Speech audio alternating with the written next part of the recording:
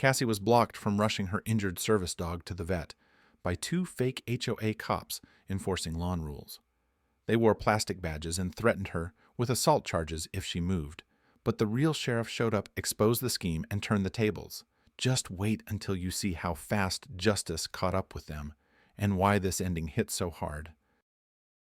Cassie Morgan wasn't just taking her dog to the vet, she was fighting the clock. Duke, her golden retriever and trained seizure alert companion, had slipped down the hardwood stairs the night before.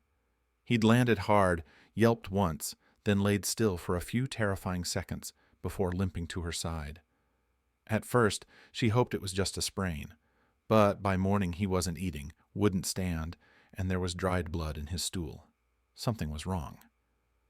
The emergency vet cleared a slot for her at 9:15 a.m., a mercy on a fully booked Saturday.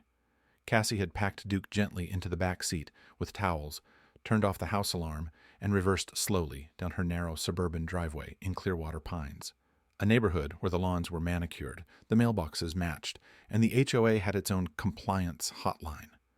She was 10 feet from the street when two men suddenly stepped into her path. Both wore tucked-in khaki polos and black slacks, clipboards in hand, earpieces clipped in like they were guarding the Pentagon. One raised his palm in a rigid stop signal. The other approached her driver's window and tapped on the glass twice with the edge of a pen. Cassie cracked the window an inch, unsure if this was a joke. "Ma'am," the one with the clipboard said flatly, "you're in active violation of HOA Code 14.3. Your lawn was measured this morning, 4.8 inches. That exceeds the allowed height. Per neighborhood policy, driveway privileges are suspended until outstanding citations are paid." Cassie stared at him. "Excuse me? You can't leave your property until the matter is resolved." She looked at Duke in the rearview mirror. His head was on his paws, breathing shallow. His golden fur barely rose with each breath. "My dog is hurt," she said, her voice cracked. "He needs a vet, now." The man didn't even glance at the back seat. "Then maybe you should have kept your grass trimmed." The other man stepped directly in front of her car, like he was directing traffic.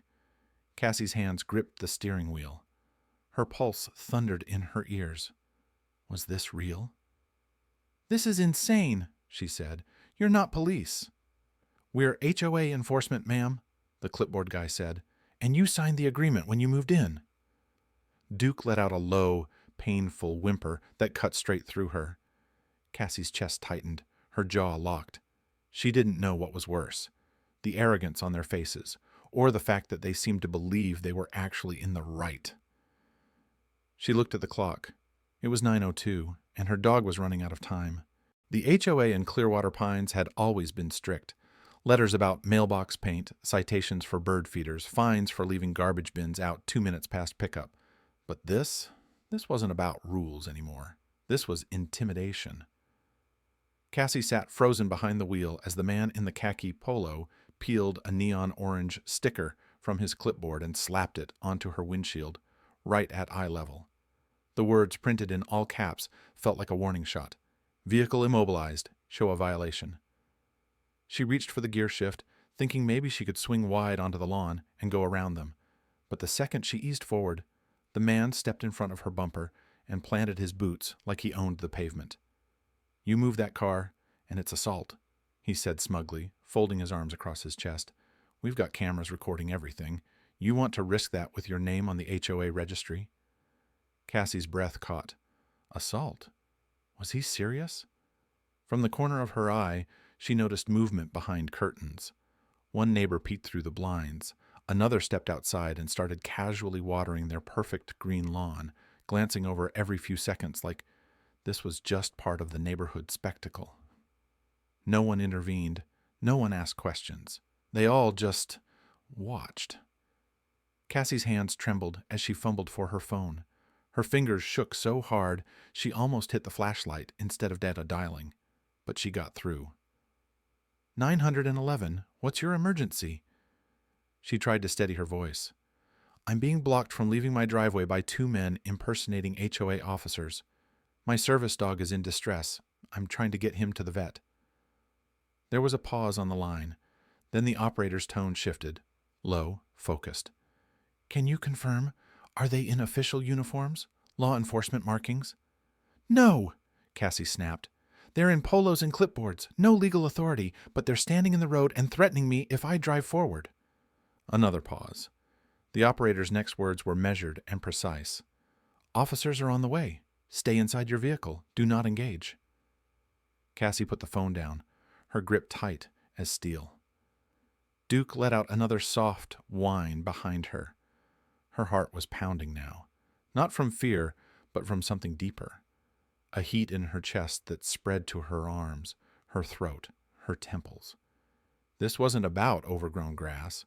This was about control, about power being misused by people who had none of their own. And it was costing her dog time he might not have. And suddenly, the HOA wasn't just annoying anymore. It was personal. Cassie was still gripping the steering wheel when the black and gold sheriff's SUV turned onto her street. Its headlights caught the two fake enforcers square in their khaki uniforms. For a second, they didn't move. Then the deputy stepped out. Tall, uniformed, no clipboard, real authority in every step. "Hands away from the vehicle! Now!" he barked. The silence shattered. The man with the clipboard tried to keep his composure. He took a half step forward, already raising his hand in a gesture meant to signal control. "Deputy, we're authorized HOA compliance officers. We're just enforcing community bylaws and—" "Authorized by who?" the deputy snapped. He didn't slow his stride. "Where's your post certification? What agency issued your badge?" The deputy stepped close and pointed. "Because from here, that looks like molded plastic, and that ID doesn't scan. I've already run it." The other man, the one who had blocked Cassie's bumper, started shifting his weight from foot to foot. His eyes darted from the deputy's badge to the patrol car parked behind them. "You're both being detained for impersonating law enforcement under Florida Statute 843.08, the deputy said flatly. "Place your hands on your head." Neither of them argued this time. Cassie watched as they were separated, their radios removed. Clipboards dropped to the sidewalk.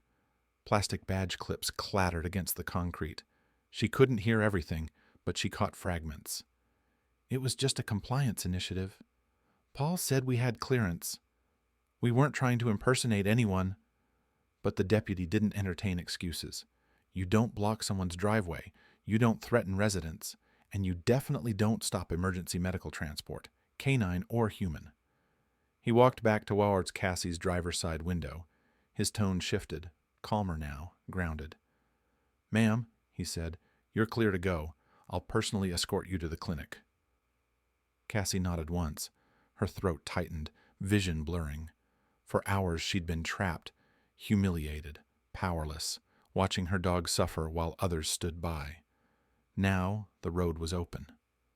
She looked in the mirror. Duke was still curled on the towels, breathing softly.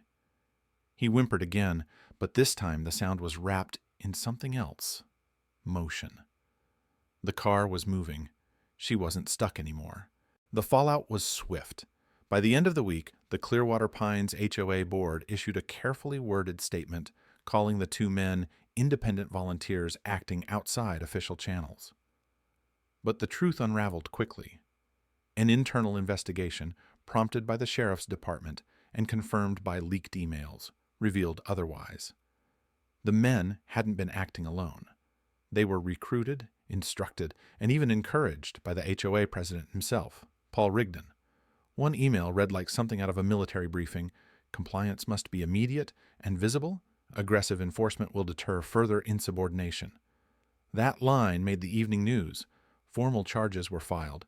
The two imposters pled guilty to impersonating law enforcement, a serious offense under Florida law. They were fined and placed under probation. Their names were printed in the local paper, right beneath the story of the dog they tried to delay, and the sheriff who intervened. Paul Rigdon didn't escape the spotlight either. After the HOA Ethics Committee reviewed the evidence, he was voted out of office and personally fined for inciting the incident and misusing HOA resources to support unauthorized patrols. But for Cassie, justice didn't stop with paperwork.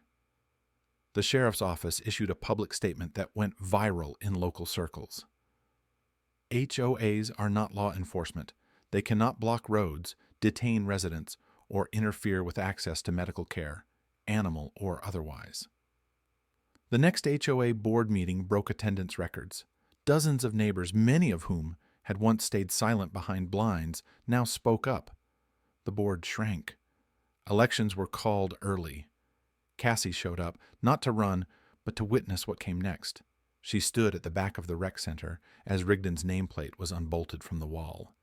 The air was heavy, with a mix of tension and quiet relief. Some clapped, some just nodded. When the sheriff arrived to oversee the close of the investigation, he spotted her near the door. He didn't say much, just gave a slow nod and a quiet smile. And that was enough. Later that week, Cassie walked Duke, tail high, gait strong, past the very driveway where it had all happened. The sticker was gone. The street was quiet. And for the first time in weeks, Clearwater Pines actually felt like home again.